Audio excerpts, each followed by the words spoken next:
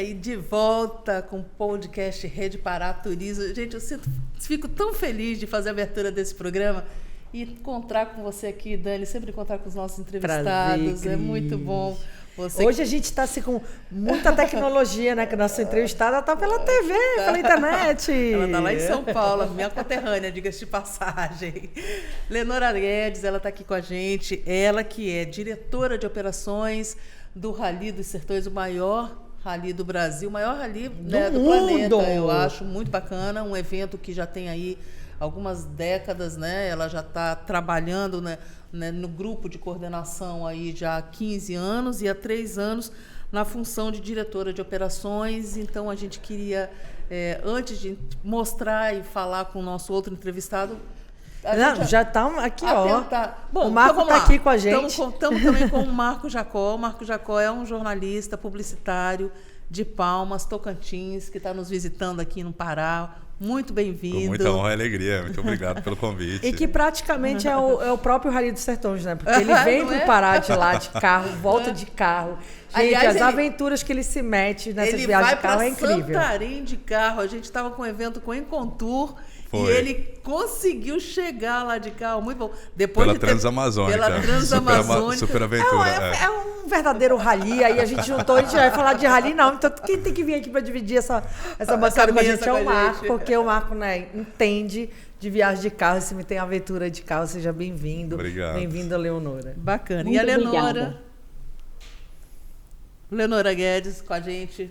Seja bem-vinda. Obrigada, gente, aí pelo convite. É uma honra estar aqui podendo falar um pouquinho dessa edição histórica aí, 30 anos dos Sertões, bicentenário da Independência. Obrigada pelo convite. Olha, é muito bom falar dos 30 anos, né? Mas pra gente mesmo, que é bairrista, a gente está interessado nessa parte que o Rally vem para cá, pro Pará. Conta pra gente como que surgiu essa ideia de trazer o Rally para a Amazônia. Então, como eu falei, é uma edição comemorativa, 30 anos, acho que são poucos eventos aí no Brasil, né, que tem essa longevidade, 3 décadas, e é uma edição de celebração. Então, já fazem 4 anos que a gente vem pensando nesse momento aí, 2022, que coincide com o bicentenário da Independência, e os Sertões, ele tem no seu DNA a missão de promover o Brasil. A gente atravessa aí o que a gente fala de Brasil profundo. E a proposta, então, os Sertões, ele normalmente é uma prova de 8 dias. E para esse ano a gente lançou o desafio, o Rally dos Sertões, só para vocês saberem, ele já é o maior Rally das Américas. E esse ano, com essa edição comemorativa, que de uma forma de uma licença poética, a gente fala que a gente vai do Oiapoque ao Chuí, mas a gente vai largar do sul do Brasil e chegar no norte. E quando a gente foi fazer o roteiro, a gente sempre busca, né, destinos e locais que tenham algum apelo turístico e que a gente possa também estar revelando e promovendo até para o brasileiro que não conhece esse Brasilzão. Então, quando a gente pensou no sul, fomos, né, existe uma avaliação aí técnica, mas a ideia era a gente passar pelas 5 regiões do Brasil. Então, largando do sul, a gente entra no sudeste, depois vai para o centro-oeste, entra no nordeste, chega no norte. E aí, por que não o Pará, né? E dentro do Pará, com várias belezas e vários destinos, a gente acabou optando ali no extremo norte mesmo, a gente vai chegar em Salinas, porque os Sertões também tem uma particularidade de chegar em praia. Então, depois de muito sertão aí pela frente, a gente chega na praia nessa grande edição, que é 2022, e a gente vai ser o maior rally do mundo esse ano. É a primeira vez que vocês passam pelo Pará? É inédito, primeira vez que a gente passa, e que a gente passa, a gente chega, né? E a chegada, ela tem... ela é quase a cereja, né, do bolo, né? Que é ali onde as equipes celebram. Os Sertões tem uma máxima que, assim, que mais do que vencer, as pessoas querem chegar. Então, vai ser de muita emoção essa edição, essa chegada em Salinas. Antes da gente falar sobre o trajeto todo e tudo que pode acontecer, que tem muitas histórias para serem contadas aí nesses 8 dias aí. 8 dias, né? De 8, quanto você falou? De 8 a... Não, 8 dias é o que é normalmente. Esse ano é uma prova de 14 etapas. 14 etapas, vamos lá. Esse crescimento do roteiro, ele acontece a cada ano que vocês realizam, aos pouquinhos ele vai se tornando cada vez maior, e agora me parece que já está com um trajeto aí com cerca de o quê? 7 mil quilômetros? Quase 8 mil quilômetros. Quase 8 mil quilômetros. Nos anos anteriores, você vem percebendo que a cada ano vem acrescentando uma quilometragem a mais nesse roteiro?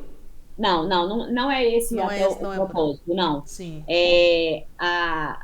Os roteiros sempre são diferentes, então acontece da gente passar pela mesma cidade, mas os roteiros sempre são diferentes. Então, se você ver o mapa aí desses 29 anos já de Sertões, parece até um mapa de uma companhia aérea, né, com as rotas da companhia.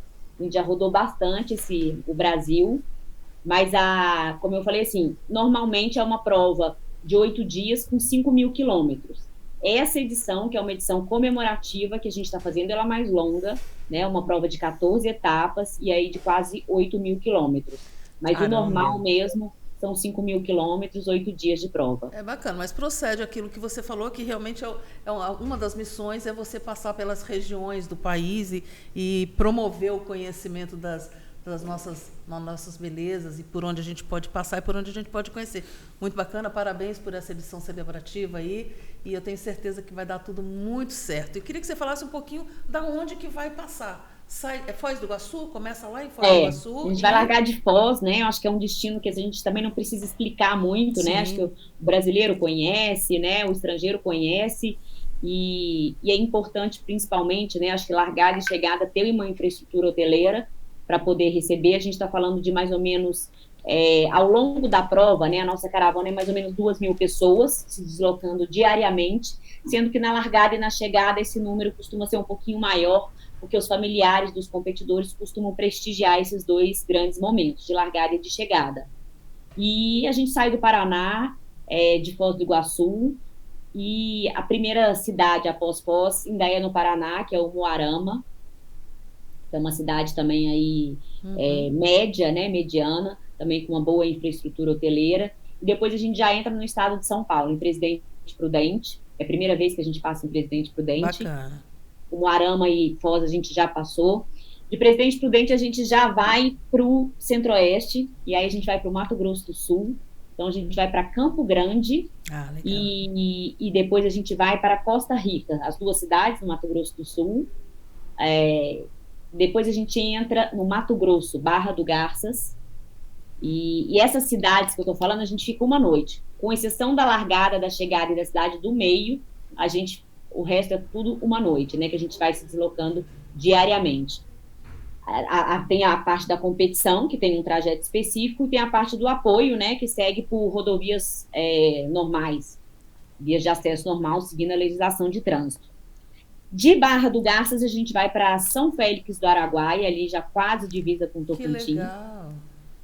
E aí, a gente vai passar por um lugar que a gente fala que a gente tem alguns tesouros sempre para promover, né, durante os sertões. A gente vai passar pela Ilha do Bananal. E aí a gente atravessa Marcos a ilha. Aqui adorou essa ideia da Ilha do Bananal. Deu um sorriso. Abriu um sorriso aqui. É que a Leonora não tá vendo a gente. Quase mas o Marcos abriu um sorrisão aqui. Já atolei várias vezes lá na ilha. Aprovada a Ilha do Bananal. E com 4x4. A gente não tem dúvida de que é um tesouro mesmo. Maravilhoso. E a ideia, então, a gente passa pela Ilha do Bananal e aí a gente chega em Palmas, que é praticamente o meio do Brasil e é onde a gente tem uma parada.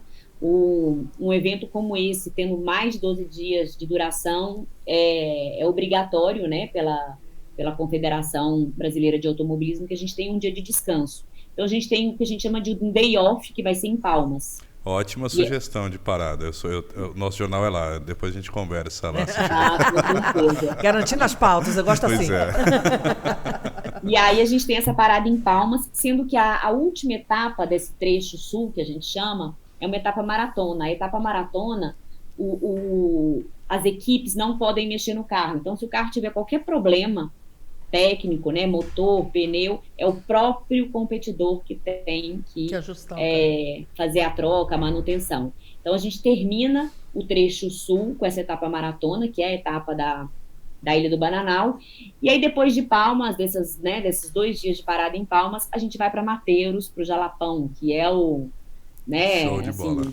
Um paraíso. Não tem uma vaga aí num carro desse do Rally dos Sertões? A gente não pode fazer a cobertura assim, entrar A na gente não pode ir de equipe. carona. Vocês Não vão, se poder, diverte. vocês vão poder parar para ir nos fervedouros, porque vale a pena, né? Porque só atravessar não... Essa é a pergunta. Quando, no Rally só passa e olha e dá tchau assim na janela ou dá para dar uma Não, mergulhinho? assim, os competidores de fato só passam e dão não tchau. conseguem. O que é legal? Que dependendo do que eles veem, depois eles acabam voltando a passeio, a turismo, né? Para curtir com a família.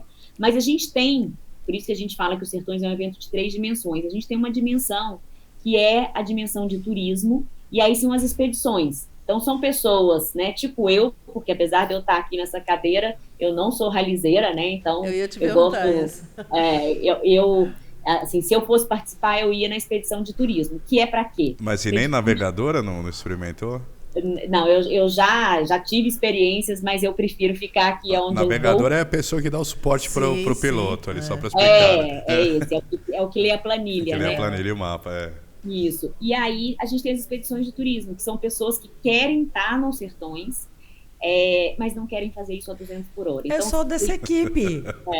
Descobri E aí- qual é o meu lugar E no aí, Rally. essa turma pode ir no fervedouro, essa turma pode ir por exemplo, a gente vai passar em Balsas, né, ali no Maranhão, que está pertinho de Carolina, da entrada da Chapada das Mesas. A expedição Outro pode, lugar né, maravilhoso. guiar e ir para a Chapada das Mesas. Você consegue ali ver um artesanato local, ter uma experiência, né, turística. Então, a gente tem 8 operadores que têm essas expedições, que são paralelas aos sertões, são operadores homologados a nós, e você consegue sentir parte da família Sertões sem ser competindo. Então, para os competidores, eles não conseguem passear, mas essa turma que vai na expedição, esse é um dos objetivos. Mas essa turma tá dentro do evento Rally dos Sertões? Está dentro do evento, é credenciado, tudo. Então, você está ali fazendo parte, só que você está no turismo. E essa turma assiste a prova em locais determinados por nós, pela organização.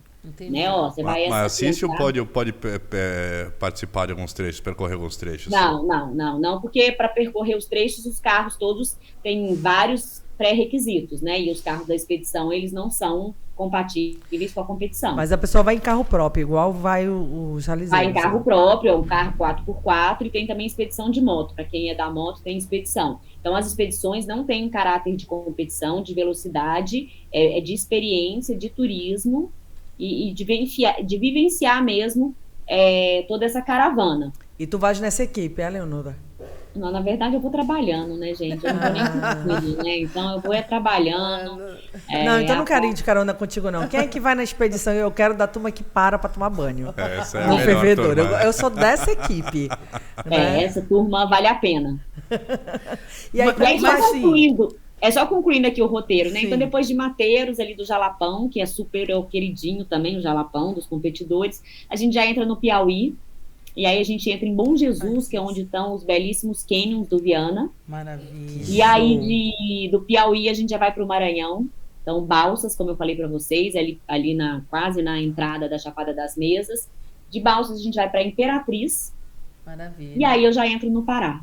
Você entra em Paragominas, né? Você entra em Paragominas. A gente vai para Paragominas, que é a nossa primeira cidade anfitriã do Pará. Sim. E aí, a gente termina o rally, se Deus quiser, em Salinas. Terminam mal, quero dizer. Um lugar muito feio, é tudo muito ruim. Pra Escolhemos gente, bem, né? primeiro, assim, a gente fica muito satisfeito de receber um evento desse aqui. É a primeira vez que a gente está recebendo um evento desse porte. O Pará está crescendo muito, né? O olhar para o Pará, para o turismo no Pará, é um fato, né? Para outros eventos esportivos, inclusive, para eventos aquáticos, isso aqui já é muito comum. Eventos aéreos, o esporte aéreo ali na área de Redenção acontece com muita frequência, né? O paraquedismo, lá é chamado como o céu de brigadeiro, é muito bacana. Então, o turismo ele é muito movimentado por meio do esporte aqui. O surf, né? Temos o surf da Pororoca, temos algumas etapas, também interessante, e agora o rally. E a gente está tendo a oportunidade de acho que conhecer uma coisa nova. Porque o rally, por si só, mostra locais de mais difícil acesso e promove o desejo das pessoas fazerem o turismo de aventura, porque tem um pouco do turismo de aventura aí, né? Para entrar e fazer parte deste rally. A gente aqui tem muitos a moto, né? A moto tem muitas trilhas com moto aqui, é muito adequado, né? Opa! Essa é aquela hora do nosso intervalo comercial, praticamente, não? A gente tem aquela... Isso foi só para saber se estava esperto. A gente tem umas trilhas assim bem interessantes aqui e a gente sabe que daria para crescer outros eventos, trazer outros eventos com esse formato. Então, assim, como é que você define o roteiro de uma cidade para outra? É por conta da dificuldade? Me fala um pouquinho da questão... Como escolhe, né? Como é que se define o navegador e o motor? Como é que se chama? O navegador e o piloto. E quem gosta de participar dessa cena, eles contribuem de alguma forma com a sugestão de onde passar. Por exemplo, a gente falou ali dos canyons, né? Onde tem os canyons ali no Piauí. Como é que se chegou nesse lugar? Como é que se propôs essa rota ali? Quem pensa nisso? A gente tem, né, o nosso diretor de prova e o nosso diretor técnico, que são as pessoas que fazem esses roteiros. Antecipadamente. Que fazem esse roteiro antecipadamente. Isso. A gente faz um primeiro levantamento pelo Google Earth, que é o primeiro levantamento que a gente faz. Mas não necessariamente quando a gente vai fazer o levantamento, né, em loco, aquelas vias que a gente viu pelo Google Earth, elas existem ou elas estão em condições. Mas existe também uma premissa nos sertões que quanto pior, melhor. É uma boa premissa essa. E a gente sabe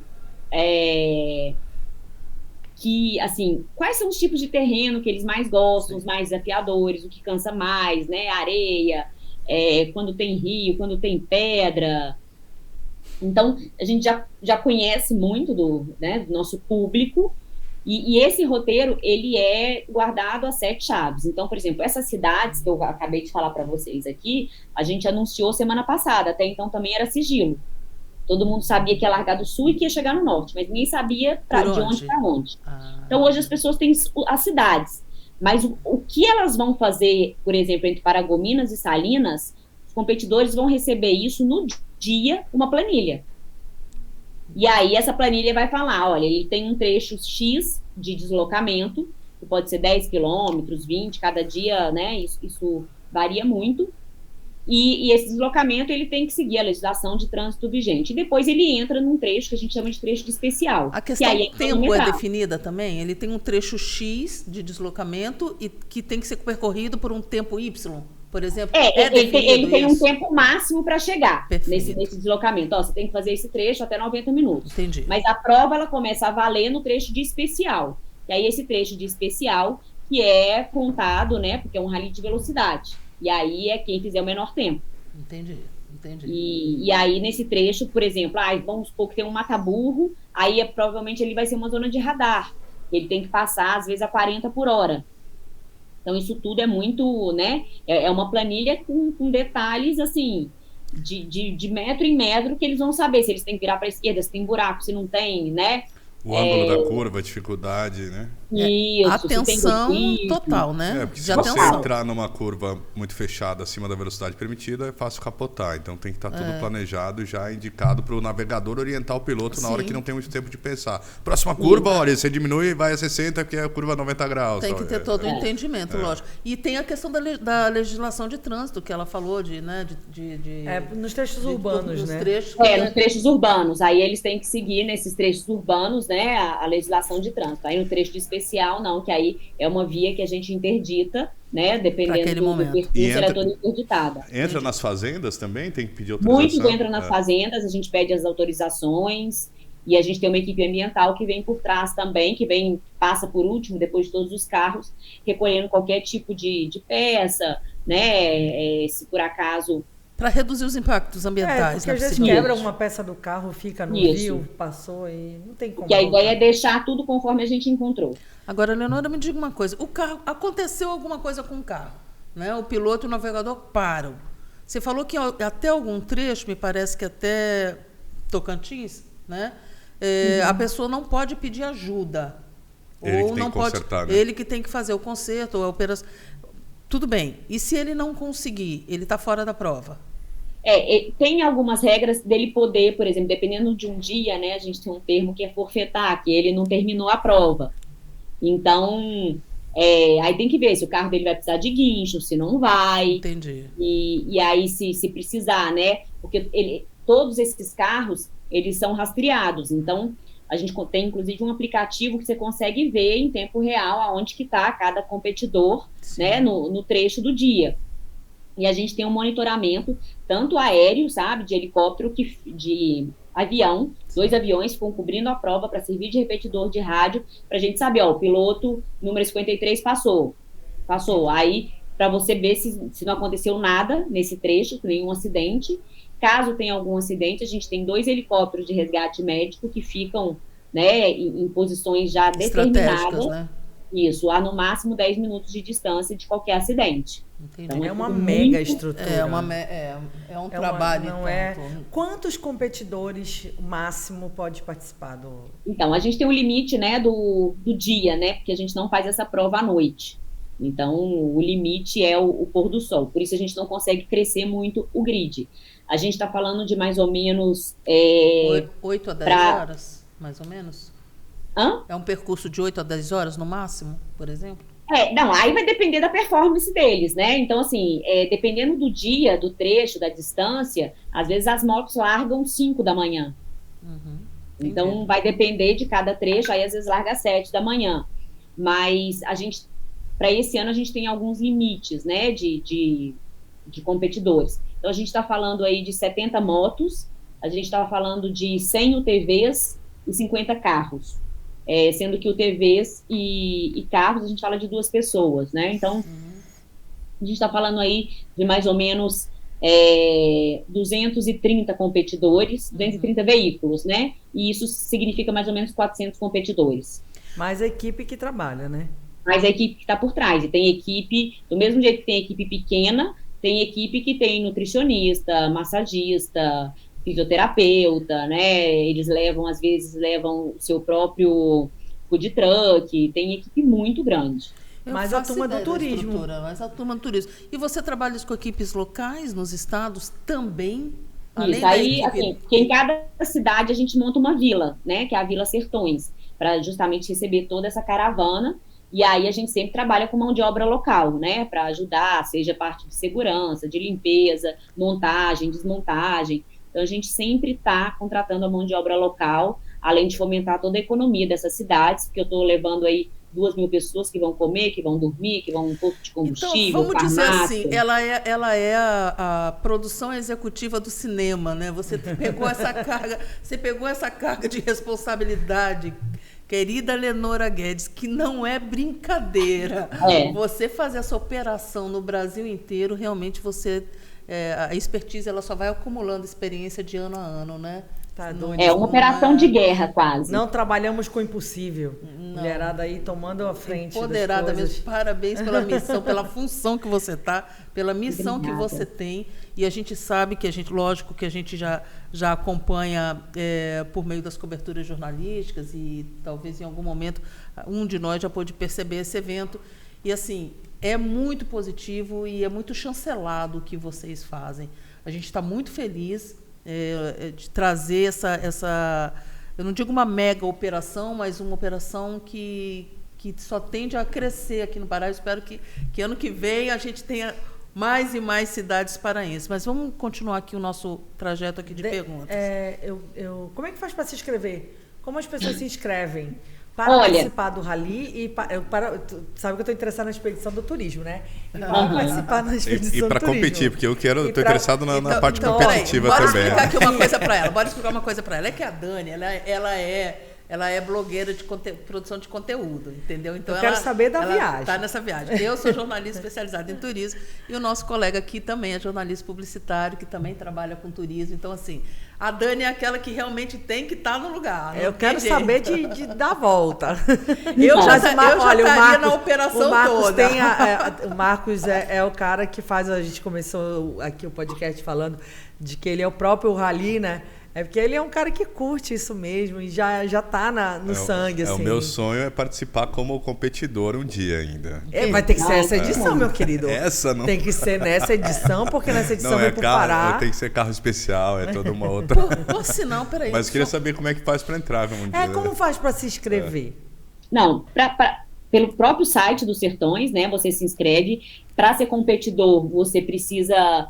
os veículos são veículos preparados, né? Como ele falou. Então, os carros têm, né, uma série ali de pré-requisitos, né? Cinto de 5 pontas, tem uma gaiola. Então, assim, para garantir mesmo a segurança de todos, né? E isso tanto para UTV quanto para moto. Mas para se inscrever, você tem que se enquadrar com o seu veículo, que são vistoriados pela CBA no ato da largada, né? Todos esses veículos são vistoriados. Para ir nas expedições, eu inclusive estou fazendo aqui agora, comecei essa semana, estou fazendo lives no Instagram dos Sertões, falando um pouquinho de cada expedição. Então, eu comecei com uma expedição de moto que vai acontecer, inclusive essa expedição vai sair do Chuí, e vai chegar lá no Oiapoque. Legal isso, essa é a turma do turismo, vai de moto. Mas agora na semana que vem eu já vou estar com 2 outros operadores falando, que é isso, eu brinco que tem expedição raiz, Nutella, tem expedição churrasco, tem que achar qual que é aquela ali que se encaixa com você, né? Nas nossas redes sociais tem ali também toda essa explicação, mas a gente tem um material bem informativo sobre cada uma delas, que depois eu posso disponibilizar para vocês, que com certeza vai ser um prazer se vocês puderem participar. Vamos Bacana. Sim. Qual que é o Instagram? Qual que é o site? Sertões. Sertões. Sertões. Aí o site é sertões.com.br. Bacana. Eu queria fazer transversalizar aqui um conteúdo contigo. A importância desse evento para o turismo, nesse momento que a gente está vivendo após a pandemia. Qual é o grau de importância dele? Então, como eu falei para vocês, né, a gente tem aí essa premissa de movimentar a economia das cidades por onde a gente passa. E muitas das cidades que a gente passa são cidades que não vão receber nenhum grande show, nenhum grande evento, e a gente sabe como que o Brasil todo foi muito impactado aí com a pandemia. Os Sertões, ele acaba trazendo um pouco aí de esperança, né, para essas cidades, no que diz respeito, acho que a movimentação de toda a economia da cidade. E a gente tem um parceiro muito grande que nos ajuda, inclusive levando qualificação para essas cidades, que é o Sebrae. Então, o Sebrae chega antes nessas cidades, 2, 3 meses antes, capacitando os pequenos empresários que compõem, acho que a maioria da economia dessas cidades por onde os Sertões passa, para que quando a gente chega, né, eles possam aí receber toda a nossa caravana com muito profissionalismo e com muita qualidade. Então, sem dúvida, eu acho que os Sertões, ele tem esse poder de levar um pouquinho de esperança, movimentando e injetando aí, a gente está falando numa ordem de R$800 mil por dia na economia dessas cidades.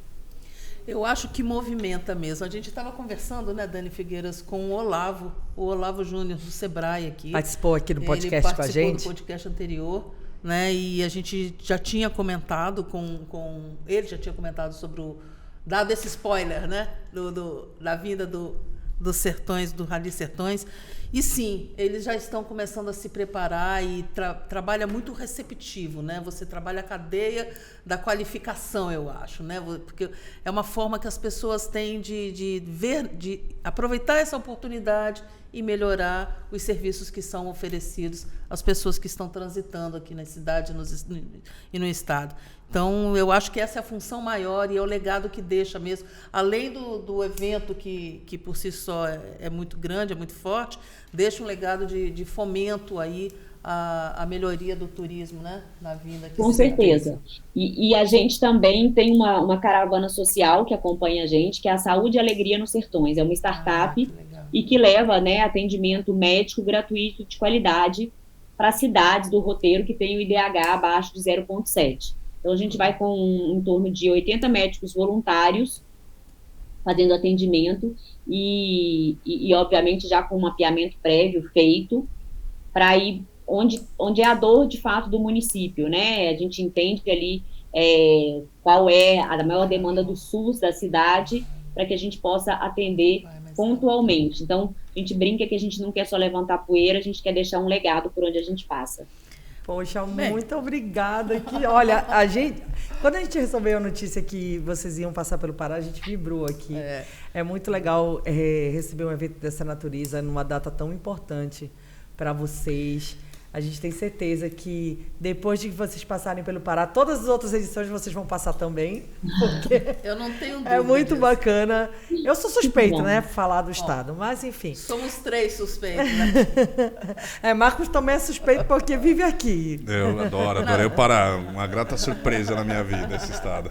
Muito bom. Então a gente acredita que não só deseja vida longa para o evento, mas que vocês possam colocar o Pará aí no mapa dos sertões. Obrigada.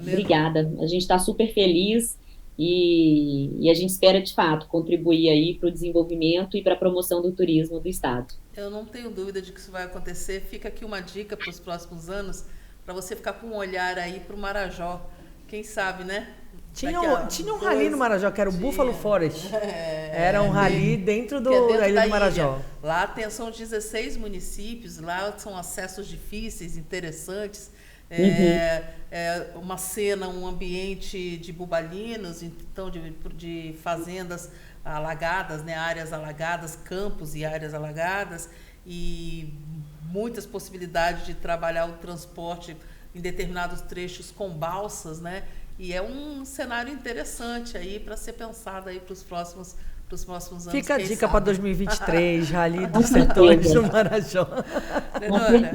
Leonora, parabéns, viu, pelo seu trabalho. A gente sabe que esses eventos são fortes e a gente deseja sucesso. Certamente a gente vai estar nessa cobertura de longe, de perto. O que você precisar em termos de divulgação aqui no estado do Pará, a gente está à disposição. A Rede Pará está à disposição. Dani Viaja está à disposição. Certeza. Cristina Heine, jornalista. Nós estamos à sua disposição. Mande notícias para a gente. Nos siga, nós estaremos seguindo vocês. E não pense 2 vezes em falar, olha, precisando de alguma coisa aí? Pode ser? Pode ser. Estamos na área aqui para te ajudar. Beleza? Muito obrigada. Obrigada mesmo, gente, pelo convite, pela oportunidade de falar um pouquinho dos sertões para vocês. Maravilha. Obrigada. Fica o nosso beijo, nosso carinho e o desejo de sucesso e vida longa aí para o evento. Valeu. E nos vemos em breve aí no Pará. Certamente, até setembro, né? A gente te acha aqui. Tchau, Leonora. Valeu. Tchau. Um abraço. Um beijo, obrigada. Obrigada a você. A gente segue aqui, então, com o Marco Aurélio. Esse ralizeiro raiz, né? Gente, eu posso tirar esse? Posso, ai, ótimo. Que aí fico ouvindo minha própria voz, dá um eco, uma agonia. Mas, enfim, estamos aqui com o Marco, que veio falar de rally? Não, veio falar de romance. Um romance para todo mundo ler, que tá aqui, ó. Algemas da Paixão. Quem tá ouvindo aí, não tá vendo pelo YouTube, a capa é uma mulher de costas com uma algema aberta, a letra é amarela e vem logo no aliás, muito sugestiva, dele, né? Essa bela foto YouTube, com uma iluminação. Quem não tá no YouTube, corre lá para poder ver a capa. Que inclusive esse menino faz tudo, ele escreveu o livro, fez as fotos da capa e da contracapa, é desse jeito. Né? A modelo, eu fiz com que fosse inspirada na personagem principal. É uma mulher negra, nua, ela está de costas, algemada, porque esse livro foi inspirado numa história real de um casal que acaba matando, um casal de amantes, que acaba matando o marido e eles vão presos. Ela para uma cadeia feminina de Lajeado, que fica próximo a Palmas, e ele para centro de prisão provisória, CPP de Palmas. Então é um romance cheio de tragédia. Cheio de tragédia. Esse é o mote principal. E desse mote que eu acabei conhecendo o carcereiro. E daí ela casa com o carcereiro, nessa cadeia de lajeado, se apaixonam, casam. E eu conheci o delegado, que era o delegado na época, entrevistei o carcereiro, né, sobre essa história, que inicialmente essa história era para virar um roteiro de cinema, né? E o cinema hoje no Brasil tá difícil de fazer e tal. Eu falei, vou fazer logo um livro. Você é roteirista, né, de cinema também, Sou né? roteirista. É realizeiro, roteirista, jornalista, turista. Ele é artista. diretor de comunicação. Artista, Não, é geral. um grande artista. Assim Vamos é lá, bom. gente. Ele é diretor de... Vamos lá. Diretor de comunicação da Federação Brasileira de Jornalistas e Comunicadores e também escritor de turismo. Ele é diretor da Gazeta do Cerrado, faz um excelente trabalho. É um a Gazeta jornal, do Cerrado. portal de notícias Os do textos Tocantins. dele são maravilhosos, muito bacana. Parabéns pelo trabalho que você faz Amém, com a Gazeta do Cerrado. Ele é escritor, ele é documentarista, diretor de arte, enfim, Não cara, dá pra ficar parado, tu é né? múltiplo, Ele faz né, tudo. cara? Agora tu vai querer ser ralizeiro também. Agora é o seguinte. Não, vai querer não. Ele já é realizeiro.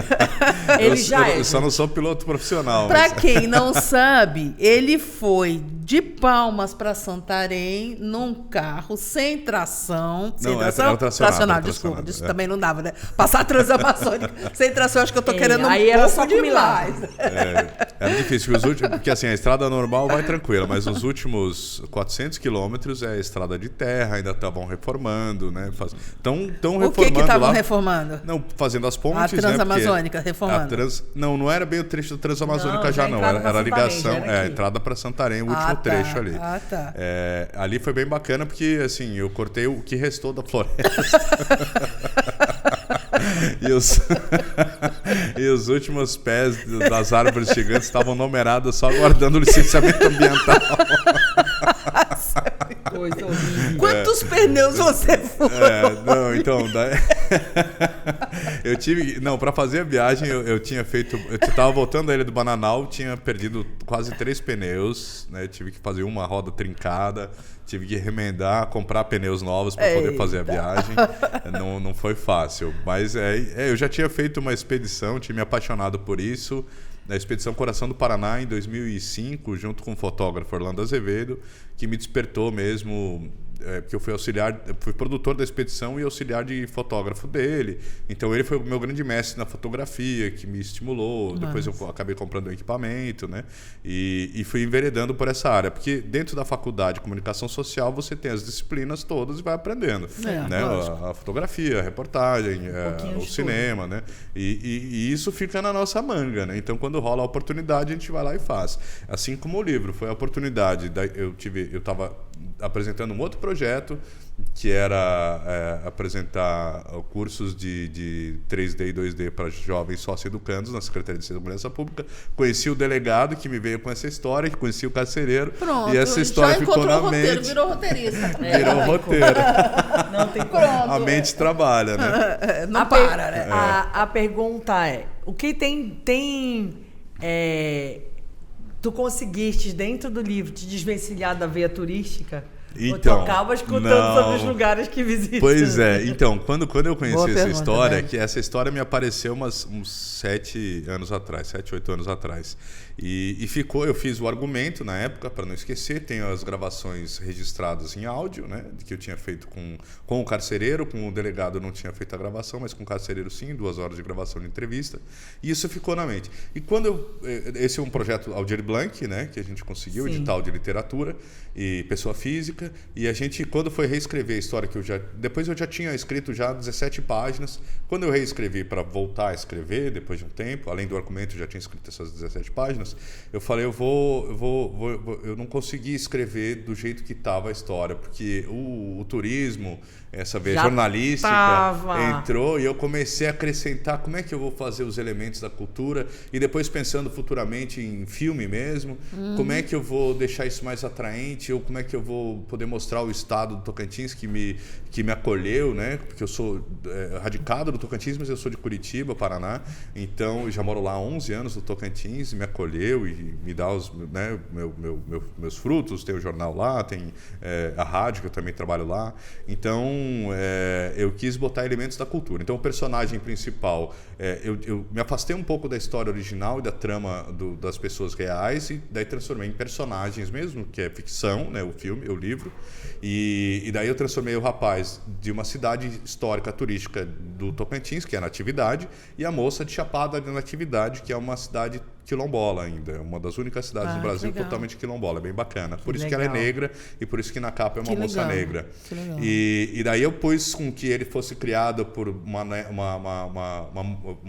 avó, seria uma avó de criação dele, que é uma mãe de santo, muito famosa, que inclusive inspirou a personagem da Fernanda da Torres na novela que foi gravada lá, né? Então é uma mulher super pesquisada, né? Tem tese de doutorado sobre ela, que é a Dona Romana. Daí liguei para a Dona Romana, posso usar o seu nome? Que eu quis usar o nome dela, porque daí agrega os elementos reais com elementos ficcionais, né? Inspirado na história de vida da pessoa. Assim como depois... E da cidade também, E da né? cidade também, né? E depois a trama vai para Palmas, eu ponho outros elementos, como a Caçada da Boiúna, que é uma lenda da Amazônia, que tem uma releitura lá em Tocantins muito interessante, que tem os gigantes de Palmas, de Taquarussu. Então ponho o reencontro desse casal, que é um casal apaixonado na adolescência, eles se reencontram, eles com 13, 15 anos no início, depois se reencontram ela com 20 ele 22, em Taquarussu, que é um distrito turístico de Palmas, e que tem um carnaval tradicional, que tem a Caçada da Boiúna, e eu ponho esses elementos da cultura. Liguei para o Wettenberg, que é o mestre que organiza isso, fez os bonecões, pedi uma autorização para usar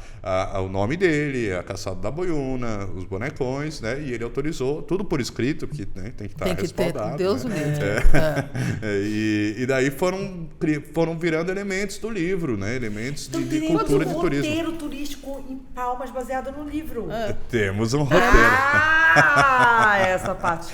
E daí eu coloquei elementos, por exemplo, eles se encontram a primeira vez na festa da Folia do Divino Espírito Santo em Chapada de Natividade, que é muito bacana. E põe o segundo encontro, logo semanas depois, na peregrinação do Senhor do Bonfim, que é uma festa mística, que é 24 quilômetros peregrinando a pé, de Natividade até o distrito de Bonfim, que tem uma igreja onde eles acharam o Senhor do Bonfim anos atrás, e que virou essa tradição já de décadas, né? Que já tem décadas, não, acho que até mais de 100 anos que já tem essa tradição lá, né? Porque é bem antiga. A cidade de Natividade é uma cidade do ciclo do ouro na época, antes de existir Tocantins, era Goiás Velho, né? Em 1730 já tinha 40 mil pessoas morando na cidade. É porque o Tocantins pertencia ao Goiás, foi na divisão do Goiás, né? Exatamente, e já era uma das cidades, né, do ciclo do ouro, né? Que nem as cidades de Minas, né? Ouro Preto, então ela tinha mesmo essa pegada. Sim. E chegava a morar 40 mil pessoas em 1700 numa cidade no interior do Brasil, né? Porque tinha muita movimentação. Então eu conto como se eles tivessem de uma paixão de uma outra vida e que se perpetua o reencontro nesta vida. E daí faço o lado místico. Viagem. O lado místico dessa história. É uma viagem. Então tem o misticismo e tal. E depois ele vai preso. Daí no dia que ele vai preso, ele já rola um contratempo com o chefe de cela, que era de uma facção criminosa, e que daí já tem um julgamento do PCC dentro de realidade, com ficção, com... E a pesquisa. Onde a gente encontra o livro? Onde as pessoas podem comprar? É uma criatividade. Então, esse vai ter na própria conta do meu Instagram, as pessoas podem achar, Marco Jacob Brasil. Já segue, Marcos. Ou na Gazeta do Cerrado, o jornal também, a gente vai disponibilizar um link lá. E Raca.comunica, Raca.comunicações também, que é a empresa. Raca com C, Comunicacão, no Instagram também. Mas o Instagram é mais fácil, né? O hashtag Gemas da Paixão já dá para também achar. É um romance, né, com ar disso. E aqui tem a algema está em formato de 3, não é à toa, porque é o triângulo amoroso, né, do casal. Tá subliminar. Sublimação aqui. Nada é por acaso. Olha, eu tô indo para Palmas, saiba disso. Tô indo para Brasília, Goiânia e Palmas. Eu quero saber aonde que eu vou lá. Qual é o distrito ali próximo que eu vou, que está aqui dentro desse roteiro, por acaso? O distrito de Taquarussu, já sugiro para todas as pessoas que estão nos escutando ou nos assistindo, que quando forem a Palmas tem que dar uma paradinha lá, porque lá são mais de 70 cachoeiras, restaurantes charmosos, pousadas lindíssimas, alguma chance de bistrôs, olhar assim, de longe, né, restaurante. Alguma chance de olhar de longe que seja? Dá para subir na Pedra do Pedro Paulo, para quem tiver fôlego, subir uma caminhada de meia hora, você você vê o distrito de Itaquaruçu, que é no meio de um vale da Serra do Lajeado, que é maravilhosa. Tem um vale, um vale histórico que no meio dessa Serra do Lajeado tem vários... Gente, meu joelho já grita aqui. Tem várias inscrições rupestres, então ali já tem a ancestralidade de mais de 10 mil anos, assim, que tem habitantes daquela região. Desde 30 minutos vira 3 horas, ok, mas você mas eu vou te dar uma dica. Você pode ir de carro até o mirante de Itaquaruçu e daí dá uma olhada no mirante e depois vai lá e já faz a tirolesa para descer. É outra história. É a terceira maior tirolesa do Brasil. É lá, é maravilhosa, é 1 quilômetro. É, 1 quilômetro de descida. Você passa por cima de lá tem a área de veredas, que chama, que é aqueles alagadiços que tem os pés de Buriti, aquelas palmeiras do Cerrado brasileiro. Então você passa por cima daquilo e vê o distrito de Itaquaruçu. Agora. É só ir. Não, daqui de Belém dá 1.200 e pouquinho. De Palmas. Ei, presta atenção. Eu falei pra você que eu tô indo pra Palmas. Mas você pode pegar um avião, é rapidinho. Pra ir pra lá, não é pra Palmas. Pra Itaquaruçu, né? Itaquaruçu você pode ir de carro, tem Quanto tempo, Taquaral, mais ou menos? É meia hora, 30 quilômetros, né? Meia hora, sim. 40 minutos você tá lá. No meio do caminho já tem cachoeira pra você ir, do lado esquerdo, do lado direito tá cheio de placa. Tem um portal. Algum operador ali, uma agência então, que a gente muitas agências de turismo que operam o Jalapão fazem o primeiro dia em Itaquaruçu. Tanto para as pessoas visitarem alguma cachoeira ou como jantarem, porque lá tem alguns restaurantes interessantes, pousadas bacanas, né? Quanto para quem está voltando também pode fazer. Então, as agências operam lá, você pode ir individualmente também, né? Sem precisar, porque lá tem todas as principais cachoeiras têm as placas indicando, elas estão no Google Maps também, que ajuda os turistas a acharem os locais. A entrada custa normalmente R$20 por pessoa para adulto e meia para crianças, né? Daí eu não me lembro, cada uma tem a sua idade. Super acessível. O Tocantins, fora o Jalapão, né, que todo mundo fala, as pessoas de forma geral não falam do Tocantins como um destino turístico. Exclusivamente o Jalapão. Até como se fosse independente, né? De certa forma tem um pouco. É como se o Jalapão fosse um estado sozinho, né? É que nem Santarém pro Pará, né? Santarém, Marajó, Santarém, depois o Pará. Do Chão. O que tem de bom no Tocantins? Né? Tu já começaste a contar aí algumas coisas, mas o que tem de bom e quantos dias seria uma viagem interessante no Tocantins?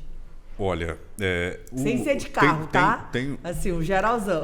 Dando tempo para você fazer uma trilha, coisas mais demoradas. Então, depende do estilo de turismo que a pessoa gosta. O turismo de aventura, esse contemplativo, que chama o público do Jalapão, você tem logo abaixo, uns 100 quilômetros. Na verdade, ele faz parte do mesmo bioma do Cerrado, com os tipos de água azul cristalina, turquesa, que atrai as pessoas, que é a região das Serras Gerais, que é o novo trade turístico que está sendo divulgado, né, principalmente pela iniciativa privada, os próprios donos de pousada e atrativos que se reuniram, o consórcio de municípios também estão se reunindo, né, fizeram lá o próprio CNPJ para poder fazer a divulgação, né, se formatando da região, rotas, né? Roteiros, fazendo roteiros. Só naquela região ali, você tem desde o turismo de experiência, que é aprender a fazer a farinha com o senhorzinho que fazia, até você fazer uma trilha de 4 horas, passando em 17 atrativos, entre cachoeiras, atravessar rios. É um circuito interessante. Então, só naquela região ali do Serra Gerais são 17 dias. Você pode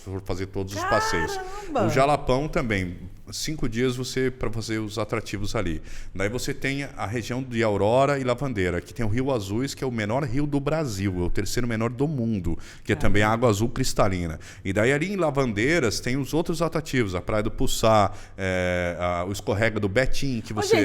é uma pedra assim de uns 10 metros, que é um escorregador natural, que você tem uma corda para poder voltar, é super divertido, tanto as crianças quanto adultos adoram, se divertem, e depois você vai comendo o porco na lata, que a própria mulher, a esposa do seu Betinho, que faz, que é uma delícia. Então tem muita coisa boa. Daí tem a Ilha do Bananal, para quem gosta do turismo de pesca, ou canoagem, ou aquele fishbone, que é a pescaria por arco e flecha, que os próprios indígenas levam as pessoas a fazerem. Então a gente tem muita coisa interessante. Lá eles tiveram o primeiro evento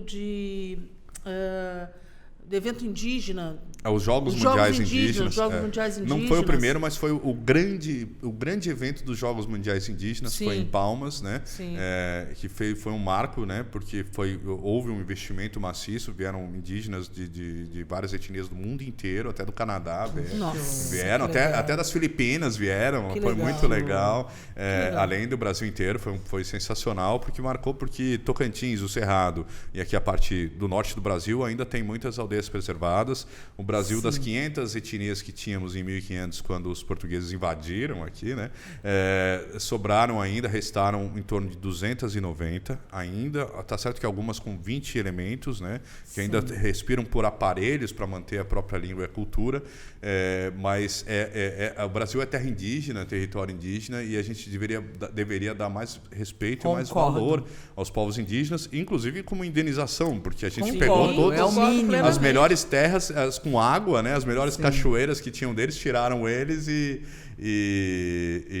ainda reclamam, né? De que eles estão querendo tivemos titulação até de aí terra, várias demarcação. situações bem devastadoras em relação às populações bem indígenas. Preocupantes, por sinal. E falar disso é importante, né? Ter noção de quem é dono da terra real e essa dívida que a gente tem com a população, que somos nós, inclusive, né? Porque se a gente nasceu aqui, mistura, a gente tem aí um pouco dessa mistura. Não, e é uma situação que precisa ser colocado na real, entendeu? A situação está ficando cada vez mais crítica com relação a isso. É preciso ter essa sensibilidade, essa conscientização. E você pode até não ter o interesse em estar no turismo de aventura, no turismo ambiental, entendeu? Mas a gente tem que respeitar a natureza, os donos delas, e realmente os indígenas se você olhar no são mapa, os donos da terra, no entendeu? mapa, as áreas verdes do Brasil, pode ter certeza, é território indígena. Não tem. As áreas que estão verdinhas, que dá para ver pelo satélite, são áreas indígenas. É verdade, é verdade. Aproveitando Mas só para concluir, eu fiz um documentário, assim, nós, a Raca Comunicações, né, Gazeta, e a gente lançou 3 materiais no sábado passado. Esse livro foi um deles, mas a gente fez também um outro material, Guerreiras Populares Quilombolas, das mulheres negras quilombolas, e fizemos um documentário chamado Lendas do Cerrado, a qual a gente retrata a cosmologia de criação dos 4 grandes povos do Tocantins, indígenas. Né, que a gente fala a explicação deles, da origem dos próprios povos, da parte mística, como se fosse a história de Adão e Eva deles, né? Do ponto de vista deles. Então, e onde a gente muito assiste? Bacana. Esse ano, eu consigo mandar o trailer, mas esse ano ele vai para o circuito de festivais. E aí não pode. Vamos ver se a gente consegue lançar, fazer esse lançamento nos cinemas daqui também. Nos em cinemas algum festival. a gente consegue. Porque para festival tem que ser inédito. Sim. Então a gente vai obedecer esses critérios. A gente terminou a legenda logo antes do lançamento. Agora vamos traduzir ela para mandar para o circuito internacional também, porque os indígenas parece que são mais valorizados lá fora do que aqui dentro, né? Infelizmente. Não, mas são, né? Infelizmente são. Eu queria só fazer um comparativo. A gente até te informando, a questão dos jogos indígenas iria acontecer esse ano, mas parece que está indo para o início do ano que vem. Eu não tenho essa informação na certeza. Mas para a gente ficar atento que os Jogos Indígenas vão ser em Paraupebas esse ano, aqui no Pará, os Jogos Internacionais Mais um rally para E dizer que em Paraupebas também está sendo construída, está em processo de construção, a maior tirolesa do Brasil, da América do Sul, vai estar sitiada em Paraupebas, e a gente vai poder passar por cima da reserva, né? Lá da floresta. Não esqueci agora. Floresta de Carajás, exatamente. E a gente vai passear por cima das florestas lá. Vai ser muito bacana. Mais uma aventura. Do Rio Paraupebas, é bem bacana. Então, assim, o Centro-Norte, Nordeste, o Centro-Norte, principalmente, que a gente tem uma relação ambiental muito forte, Centro-Norte, por conta da Amazônia, eu acho que a gente precisa viver isso, é o turismo consciente, o turismo responsável, as rotas indígenas, que elas existem, elas são turísticas. E tem o etnoturismo, né? Você está indo lá para Palmas, uma das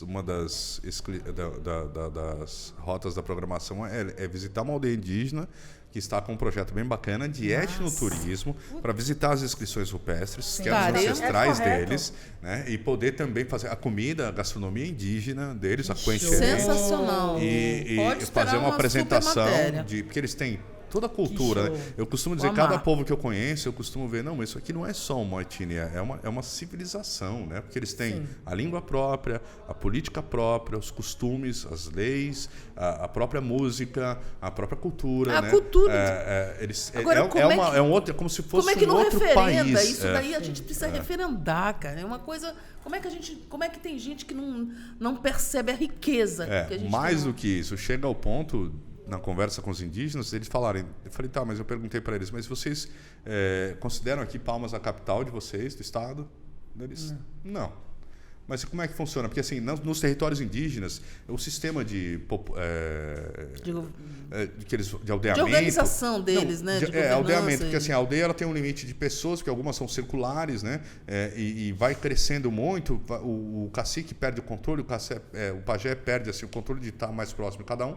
Então, um grupo vai lá e monta uma outra aldeia, um sistema de povoamento, né? E é muito interessante. Daí essa outra aldeia, com outro uma cacique... nova célula. Uma nova célula, exatamente. E isso acabou aumentando a população.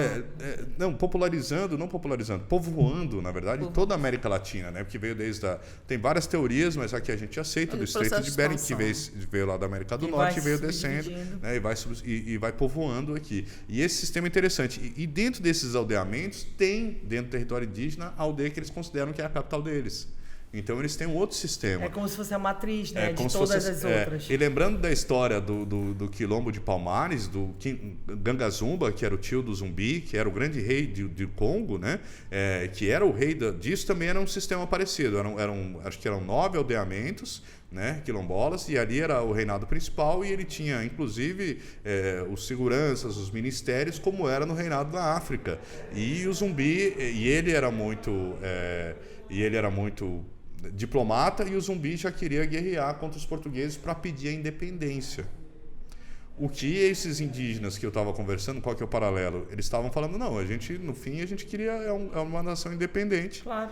Porque a gente não precisa nada disso. A gente não precisa do dinheiro de vocês, não precisa de doação de nada. A gente sempre foi sustentável durante os últimos 10, 15 mil anos que a gente estava aqui.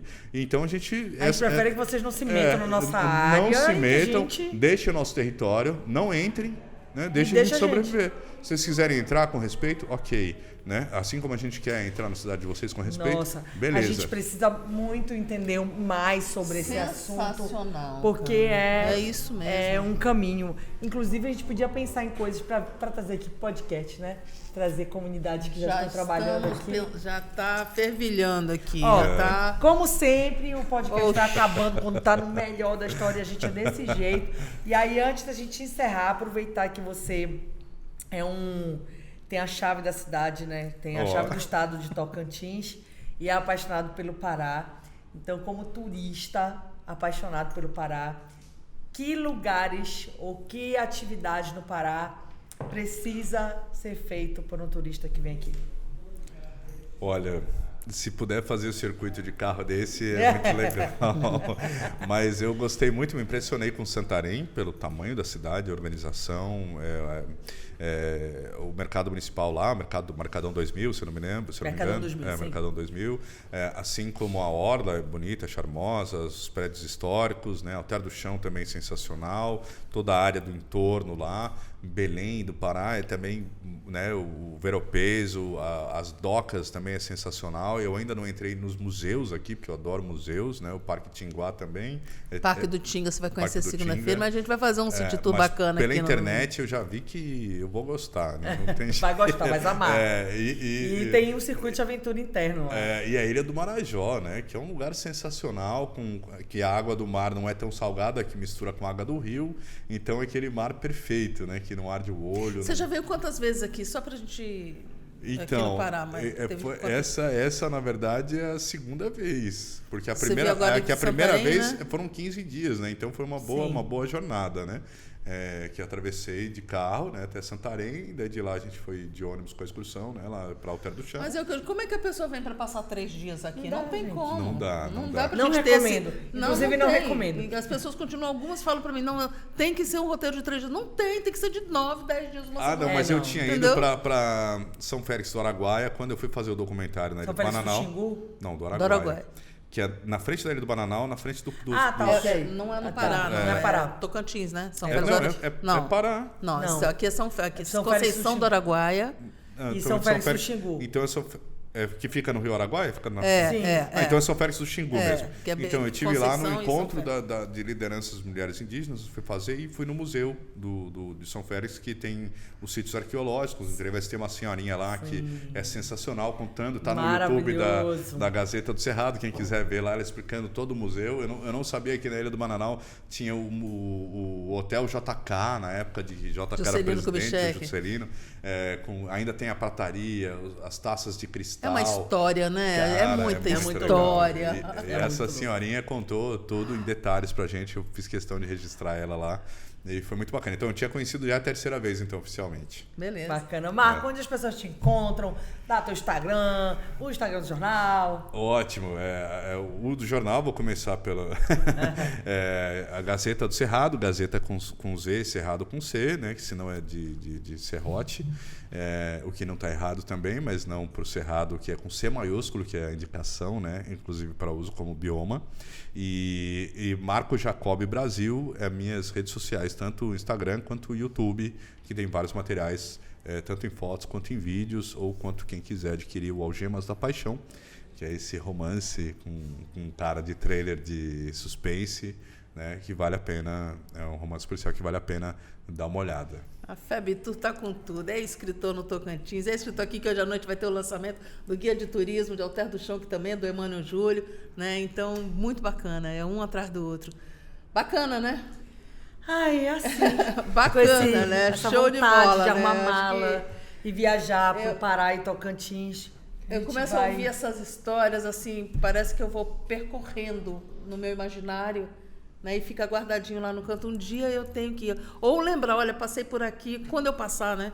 Poxa, eu já tinha visto porque alguém me contou, né? Quem sabe eu não vou ter a chance de percorrer alguma dessas histórias agora em Palmas. E tem outro povo Craô também que tem uma empresa lá de Chapada dos Veadeiros que está organizando também a parte turística dos eventos, dos festejos tradicionais indígenas do povo Craô. Povo Craô é um povo mais isolado que esse Aquencherente, que a gente vai levar você daqui a uns dias lá. Vou na mala da Cris.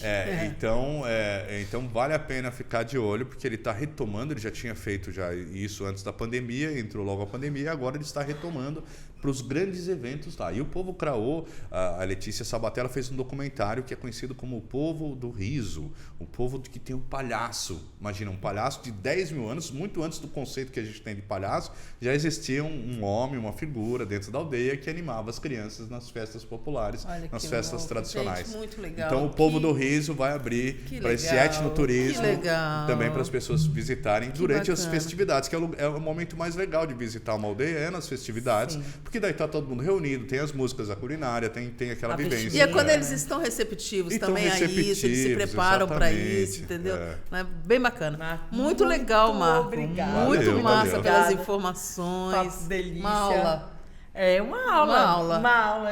Por isso que eu digo, é um mestre, cara. Quando eu digo é um mestre, deixa disso, menos. A gente começou com o Rally dos Sertões e terminou com a comunidade indígena no Super Tocantins. Massa. Em breve a gente vai fazer um podcast lá em Palmas. Vem notícias por aí. Com certeza. Tá bom. Muito obrigada, Marco. Obrigada. Obrigado, Beijo. Dani. Obrigada, Dani. Obrigada, gente. Valeu. Sigam Rede Pará no Instagram, cristina.raine.jornalista, Dani _viaja e Marcos Jacob Brasil. Dobra o B, Marcos Jacob E Rede Brasil. Pará. Rede Pará também. Beleza. Um beijo pra todo mundo. Até Até a a próxima. próxima. Segue aí. Tchau.